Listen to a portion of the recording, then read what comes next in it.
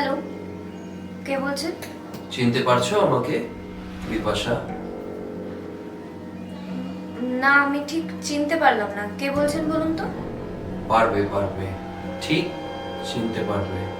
সময় আসুক। রাখলাম, বাই।